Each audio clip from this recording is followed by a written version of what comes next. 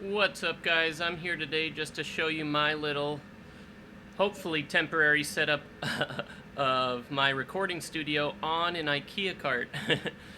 Which might sound a little ridiculous, but it was very cheap. It was $80. So initially I wanted to get like a standing sitting desk, which, a nice one is, $400 or $500. But then we were considering moving, so I wanted to wait on that because we have so much junk already that we would have to move if we moved.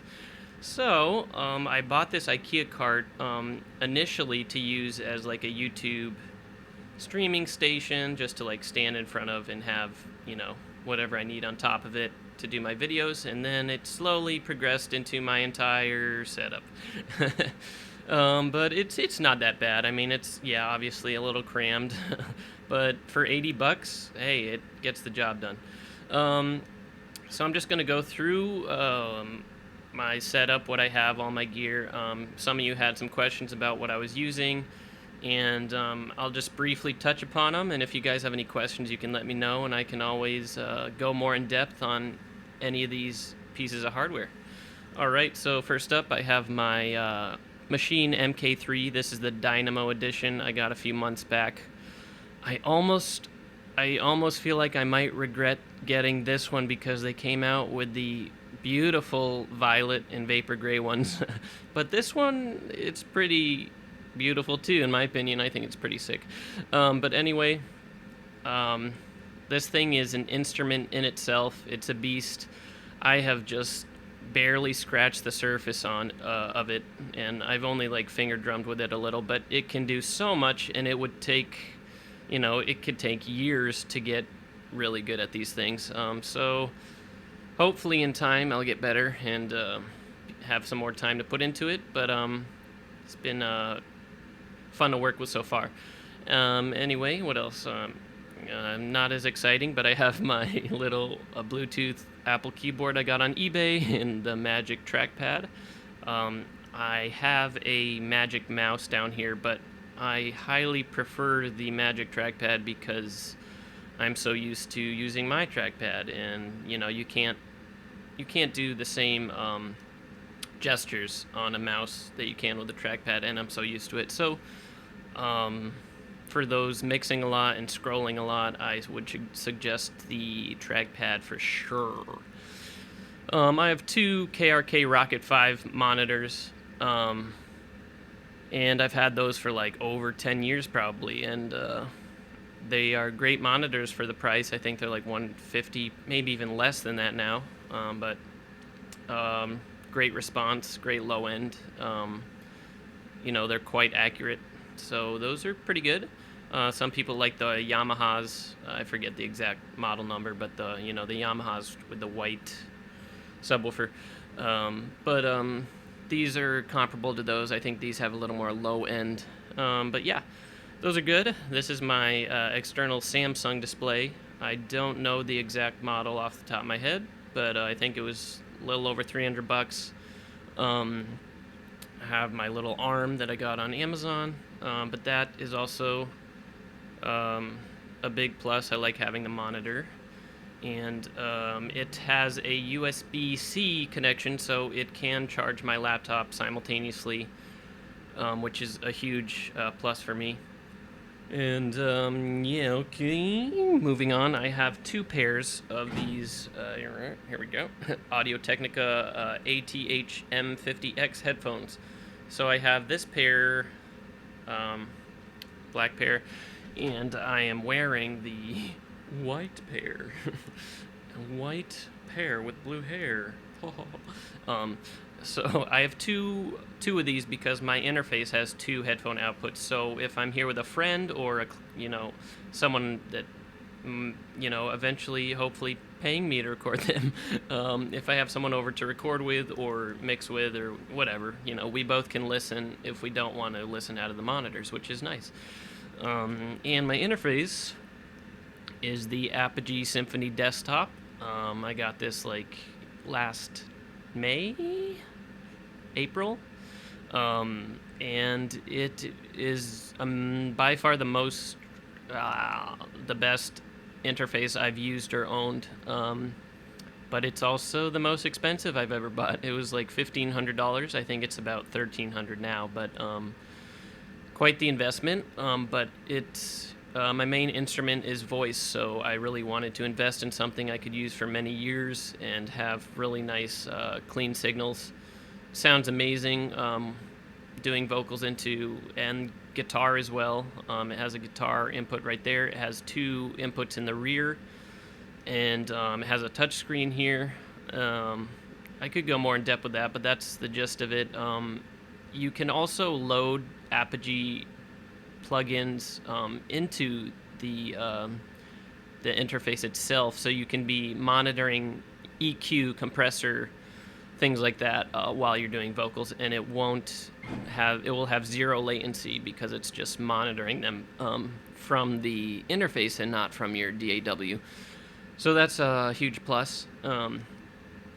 But yeah, I know it's expensive, but I highly recommend this. Before this, I had an Apogee Duet that I got off eBay for $300, and that lasted me several years. The Apogee Duet also sounds amazing, and is great for, if you want to spend $1,000 less on a used one, that is. So that's that. And then we have the, well, I'll go to my mic here. Here's my Shure SM7B mic. I've had this for a couple of years, 2-3 years. One of my favorite mics of all time. It was used on Michael Jackson's album. You see this, people use this podcasting all the time, but it's been used on many records, many famous records. I really like this mic because it's super versatile. I sometimes like to do rock vocals, really intense screams, and I can scream right in front of this mic. As long as the input signal is set right, it will sound amazing with rock vocals. But it also picks up, more quiet, airy tones in the vocal, and it just really sounds good in general on anything. So I highly recommend this. I had a Bluebird microphone before this, which also sounded maybe a little bit better for like quiet. The Bluebird probably sounded a little better with higher voices and singing more quietly, but it picked up way more room noise, like 10 times more, because it's a condenser and this is a dynamic. Anyway, yeah, great microphone. Moving on, I have my Complete Control S49 by Native Instruments. Before this, I had an M Audio, like $100 kind of cheap MIDI keyboard, which was fine for a few years. And then I also have an Akai MPK Mini. I think it's upstairs, but that I really only use the Akai like if I'm in bed and I want to produce in bed, and it's really small. But this I would really recommend it pretty much only if you use a lot of virtual instruments, Native Instruments plugins, or any plugins that I think it's called NKI formatted, that can work in Complete Control, because you can listen to all the presets right on the keyboard instead of using your mouse. So I'll show you right here. Just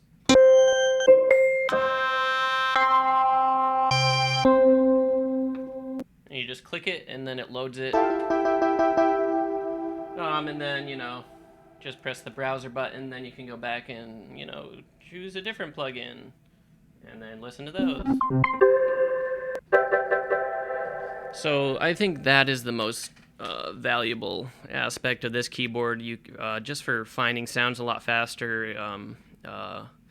Before, I would have to use my mouse and manually, click on every preset. It would have to load the preset, and it would take much longer than just scrolling on the keyboard. So yeah, I would recommend this keyboard for sure for people who use a lot of VSTs. And last but not least, I think, is my laptop, which is the 2019 base model 16-inch MacBook Pro with 16 gigs of RAM and the i7 processor. My last video, I told you guys I had a 14-inch. I just bought the new 14-inch MacBook Pro, the 2499 model, which also has 16 gigs of RAM, but also the M1 Pro chip with 10 cores, which was $2,500. But for me, spending $2,500, comparing the performance from this 2019 to the new 14-inch, it just wasn't substantial enough for me to spend $2,500 and be happy with it. I was still getting logic overload messages with huge projects with a lot of plugins, and it just couldn't handle it that much better than this 2019. So I decided to return it, and I ordered another 14-inch MacBook Pro, but I decided to just go all out and spend some money, and I got the M1 Max chip with 64 gigs of RAM, which might sound like overkill, but I was already spending $2,500, so if I'm going to spend that much, I might as well spend more so I don't get logic overloads and then get all irritated. So I want to buy a laptop, especially these new laptops. I think are the 14-inch. I think are the best design ever in the MacBooks, in my opinion. I love the size of the 14-inch, so I want to use it for at least 5 years. So I might as well just spend an extra $800-900 instead of getting sick of the 16 gigs of RAM and then wanting another MacBook in 2 years.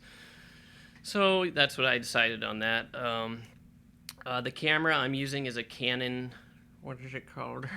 Rebel SL2. So yeah, good camera. Other than that, that's pretty much all I'm using. And then I have a ring light on me right now for lighting.